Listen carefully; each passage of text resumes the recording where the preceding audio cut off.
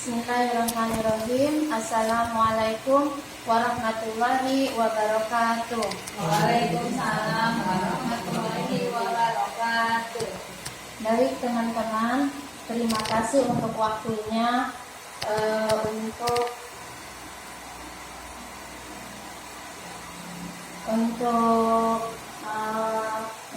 untuk saya mempresentasikan, yaitu diseminasi budaya positif yang kemarin saya dapatkan dari pelatihan dan pelatihan pembahasan ya. Dan sekarang saya akan menjelaskan kepada ibu bapak guru sekalian apa itu diseminasi budaya positif. Nah, budaya positif nilai-nilai keyakinan dan kebiasaan di sekolah yang berpihak pada murid dapat berkembang menjadi pribadi yang kritis, penuh hormat dan bertanggung jawab. Nah, maksudnya anak-anak didik kita agar berkembang menjadi anak yang kritis dan yang bertanggung jawab.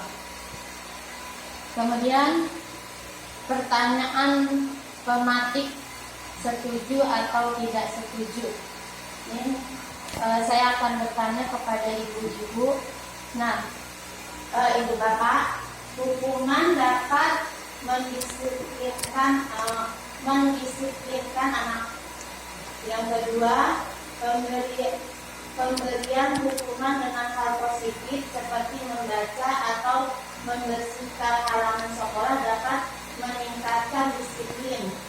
Nah, ini setuju atau tidak setuju menurut ibu-ibu atau ibu bapak? Setuju.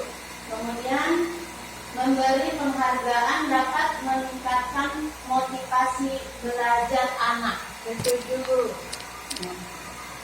Nah, konsep utamanya budaya positif, disiplin positif, kemudian motivasi perilaku manusia atau hukuman dan penghargaan, kemudian posisi kontrol seorang guru, pembuatan keyakinan sekolah atau kelas, penerapan segitiga restitusi.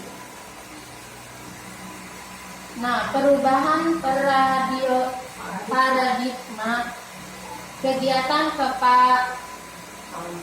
kepalan tangan. Yang ini nggak usah ya Bu ya, langsung aja ke sini. Perubahan paradigma teori kontrol, teori pilihan, ilusi kontrol.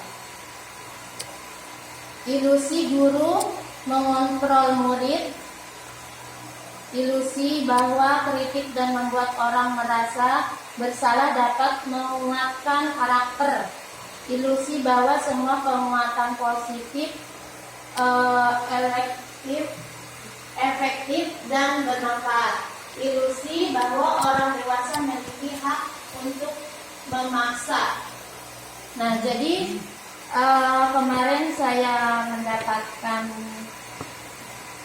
ilmu bahwa kita tidak dapat mengontrol anak atau peserta didik.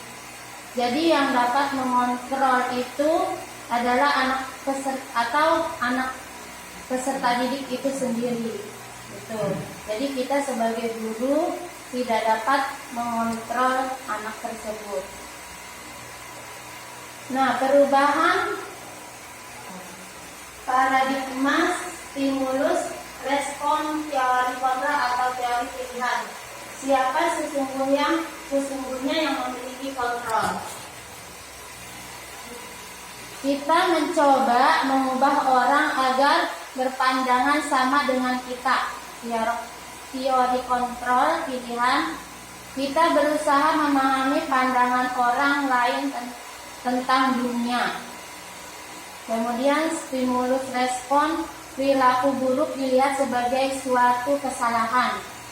Teori kontrol atau pilihannya, semua perilaku memiliki tujuan. Kemudian orang lain bisa mengontrol saya. Teori kontrol atau pilihan, hanya Anda yang bisa mengontrol diri Anda. Kemudian pemaksaan ada pada saat bujukan gagal. Kolaborasi dan konsumsi penciptaan pilihan-pilihan baru. Kemudian model berpikir menang atau kalah, model berpikir menang-menang. Jadi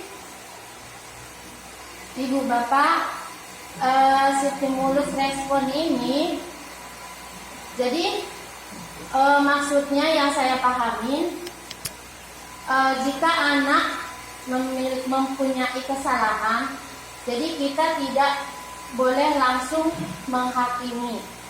Nah, kita tanya dulu kenapa anak tersebut berbuat kesalahan tersebut kepada teman-temannya atau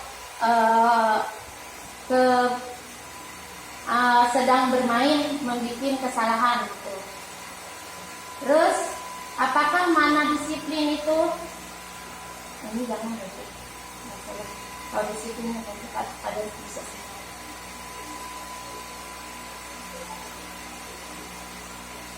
Nah, disiplin positif. Disiplin positif merupakan suatu cara menerapkan disiplin tanpa kekerasan dan ancaman yang dalam berkerakternya melibatkan komunitas tentang perilaku yang efektif antar guru dan murid. Kemudian dalam penerapan disiplin positif ini, murid diajarkan untuk memahami konsekuen dan perilaku mereka. Selain itu, disiplin positif juga mengajarkan murid bertanggung jawab serta rasa hormat dalam berinteraksi dengan lingkungannya. Jadi, disiplin positif merupakan salah satu cara penerapan disiplin yang bertujuan untuk menumbuhkan kesadaran serta memberdayakan murid untuk melakukan suatu tanpa sogokan, ancaman maupun hukuman. Nah, maksudnya di sini yang saya pahami, anak-anak atau peserta didik kita ini sebelum masuk sekolah atau sebelum masuk kelas, nah anak ini diajarkan untuk disiplin positif, maksudnya bukan peraturan. Nah, misalnya masuk ke kelas, peraturannya belajar di kelas peraturan yang kalau dulu itu peraturan tidak boleh terlambat masuk sekolah atau masuk kelas. Jadi untuk sekarang tidak lagi ada peraturan tersebut. Jangan lagi ada tidak boleh terlambat atau tidak boleh tidak memakai seragam. Jadi dihilangkan dengan kata-kata tidak boleh. Jadi contohnya misalnya seharusnya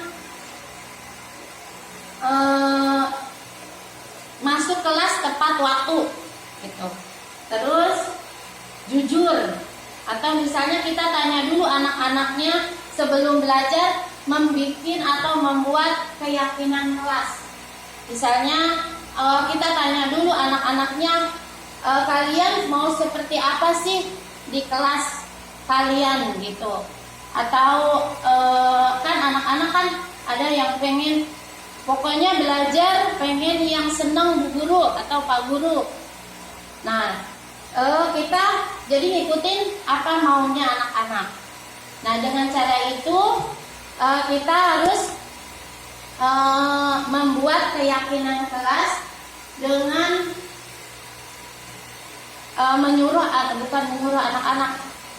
menugaskan anak-anak apa yang mereka inginkan. Misalnya caranya menulis di kertas di kertas apa yang kalian inginkan. Misalnya kan ada yang anak yang salah satunya kan kepingin kelasnya itu nyaman, ya udah tulis nyaman, terus ntar ditempel di depan.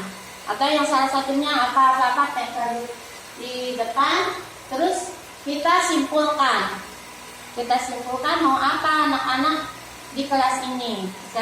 Ada yang jujur, mungkin jujur di maksudnya anak-anak itu mungkin tidak nyontek atau bagaimana gitu.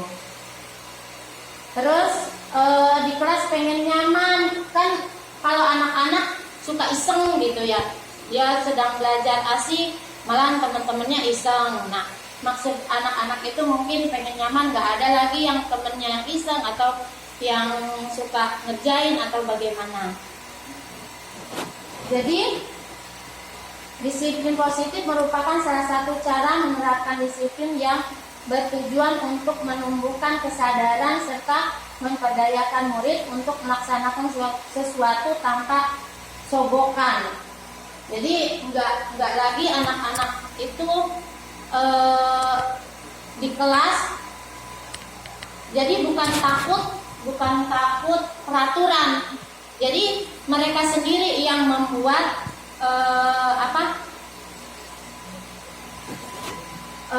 kedisiplinan positif tersebut. Mudah-mudahan Bapak dan guru semuanya atau teman-teman bisa memahami ya. Nanti kalau misalnya nggak memahami, nanti kita belajar sama-sama lagi. Terus lanjut makna kata disiplin.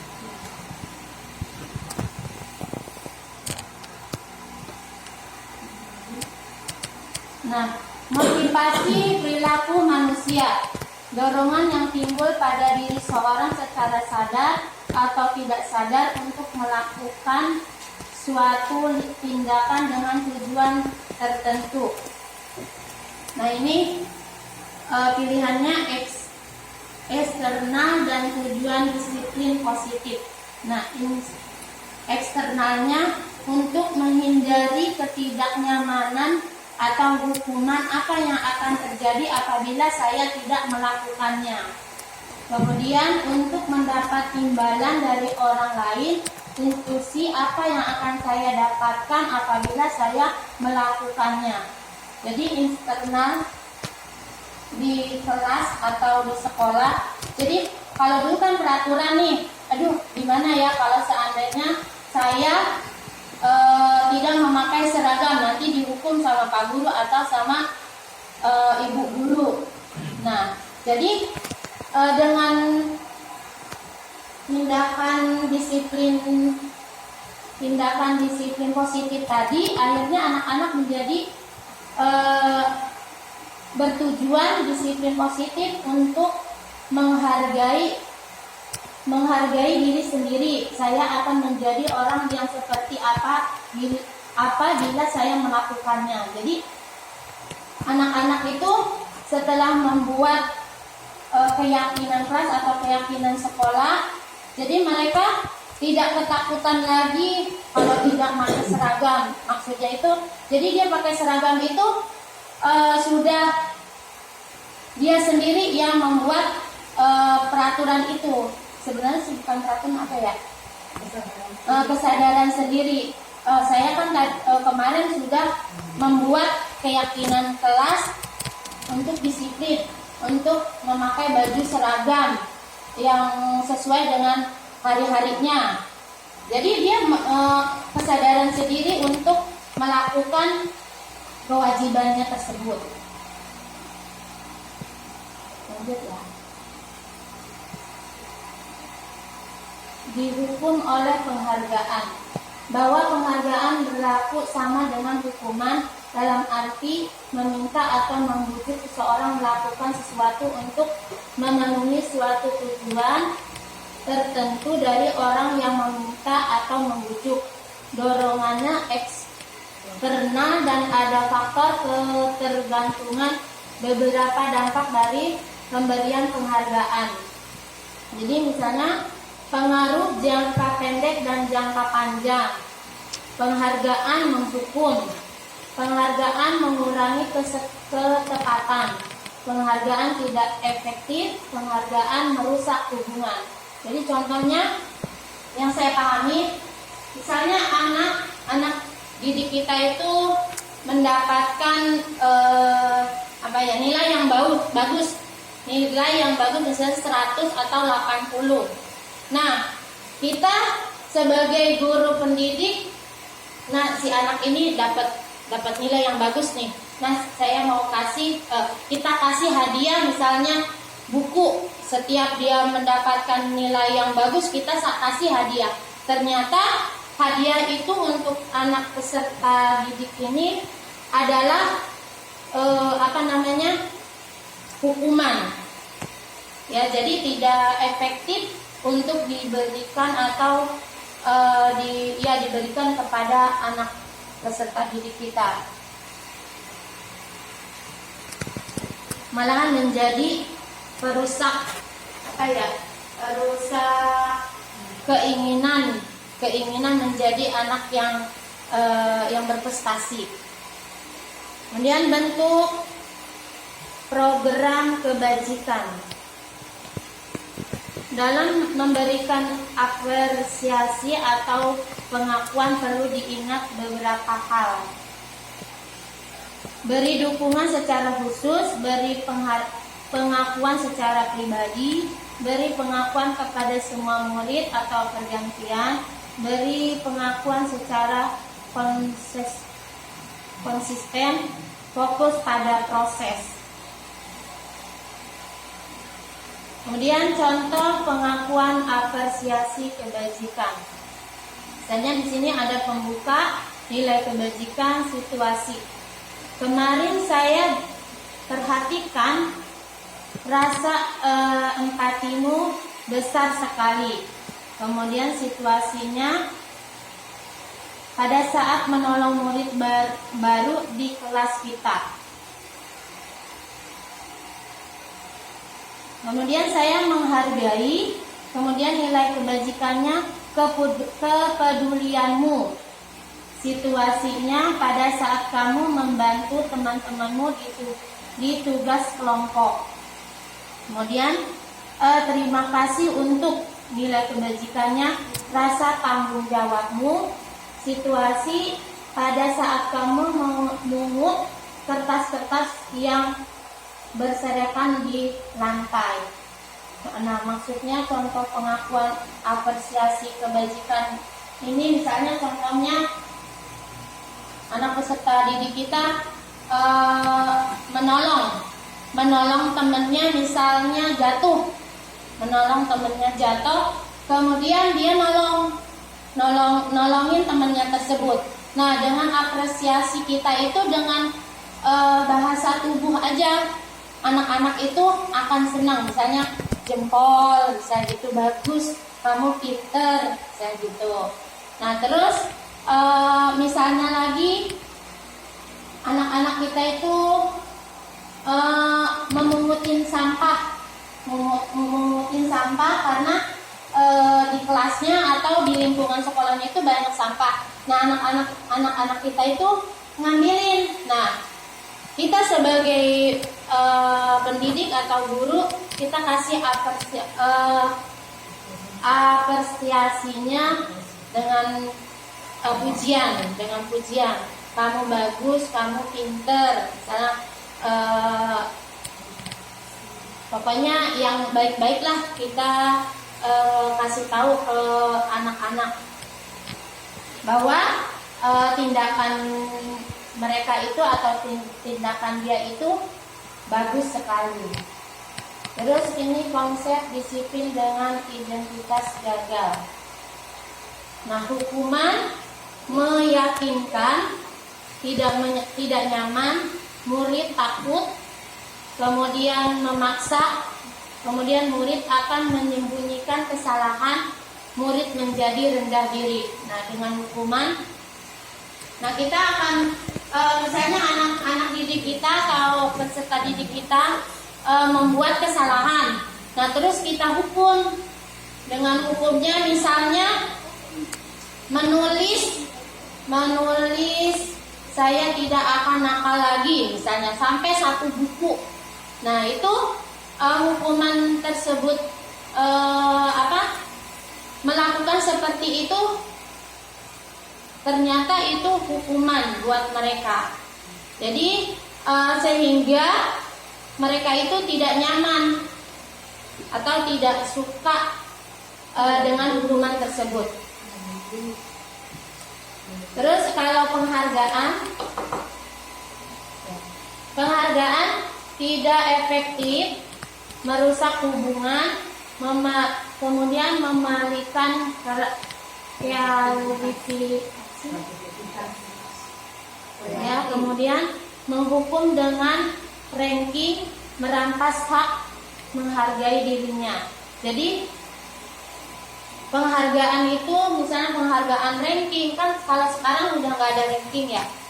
Nah karena kalau penghargaan mendapatkan ranking itu sekarang sudah tidak efektif.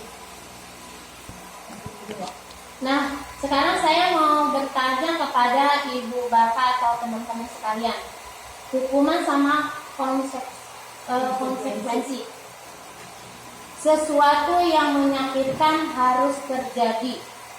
Terus sesuatu harus terjadi.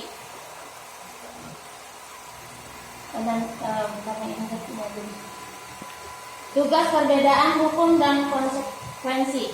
Tindakan buruk. Ini saya mau bertanya kepada ibu bapak, mencatat 100 kali di dalam buku kalimat saya tidak akan terlambat lagi karena terlambat ke sekolah. Nah ini hukuman atau konsekuensi? Ya, kita lanjut lagi ya. Lari mengelilingi lapangan basket 2 kali karena terlambat hadir di sekolah, hukuman. Kemudian murid diminta untuk push up 15 kali karena tidak menggunakan masker ke sekolah, hukuman. Menggantikan kertas tugas teman yang telah dicoret-coret. Terus membersihkan tumpahan air di meja tulis karena tersenggol pada saat belajar. Konsekuensi. Murid disuruh untuk mengenakan sepatu seharian di sekolah karena tidak mengenakan sepatu hitam. Konsekuensi atau hukuman? Hukuman ya. Terus lari 2 kali karena terlambat 10 menit untuk melaksanakan PJOK. Konsekuensi atau hukuman? Hukuman ya. Nah di sini udah ada. Ternyata ibu dan bapak tadi saya kasih quiz, ternyata benar semua. Mudah-mudahan berarti paham semua ya. Walaupun saya menjelasinya agak terlalu jelas. Nah ini pernyataan, terus siapa yang mengatakan. Nah saya kecewa sekali dengan kamu. Siapa yang mengatakan pembuat orang merasa bersalah. Nah ternyata kalau kita sebagai guru, kemudian murid kita melakukan kesalahan, terus kita mengatakan bahwa Bu Guru atau Pak Guru kecewa sekali dengan tindakan kamu. Ternyata itu membuat anak kita itu merasa bersalah. Nah itu juga tidak baik. Kemudian kamu tidak pernah benar melakukannya. Ini merasa dihukum. Kemudian ayolah lakukan demi ibu dan bapak. Nah ini teman, apakah kamu mau mendapatkan stiker bintang hari ini? Ini memantau. Kemudian bagaimana kamu bisa menyelesaikan masalah ini? Ini manajer. Kamu selalu yang paling terakhir. Ini penghukum. Nah jadi ini adalah contoh penerapan 5 posisi kontrol. Jadi kita sebagai peserta pendidik, kita harus memiliki yaitu buat anak didik kita merasa menjadi teman, kemudian pemantau, kemudian manajer, kemudian cuman ada 3, teman, pemantau, manajer. Nah, maksudnya di sini guru berbuat sesuatu bersama murid, mempersilahkan murid bertanggungjawabkan perilaku dan mendukung murid agar dapat menemukan solusinya sendiri. Ini kita sebagai manajer. Kemudian kalau ini ada contohnya, misalnya nih, kalau penghukum, patuhi aturan sekolah lalu berdiri di depan kelas. Ini penghukum. Ya, kita sebagai guru tidak boleh menjadi penghukum. Nah, kemudian pembuat rasa bersalah. Berapa kali ibu harus memberitahu kamu bu guru kecewa sama kamu? Ini juga tidak boleh. Kemudian teman, ayolah yang tertib dong, buat bu guru bangga.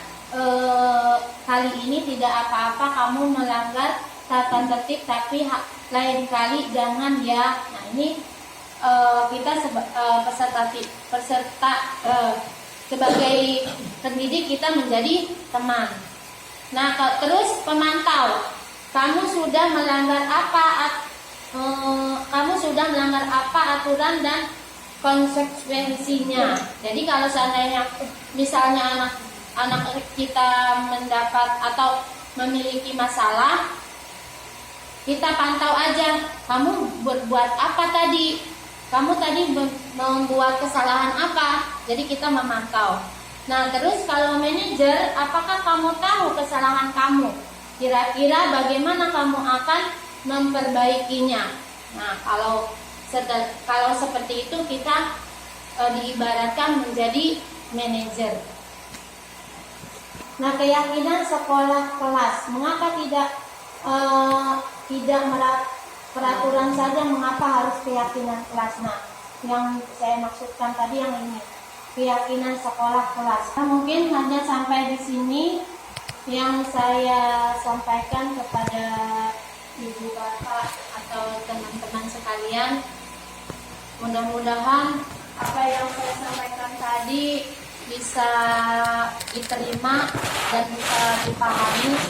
Kalau seandainya nanti masih belum paham, nanti di luar ini bisa bertanya lagi kepada saya, atau nanti kita belajar bersama-sama lagi. Saya akhiri. Assalamualaikum warahmatullahi wabarakatuh.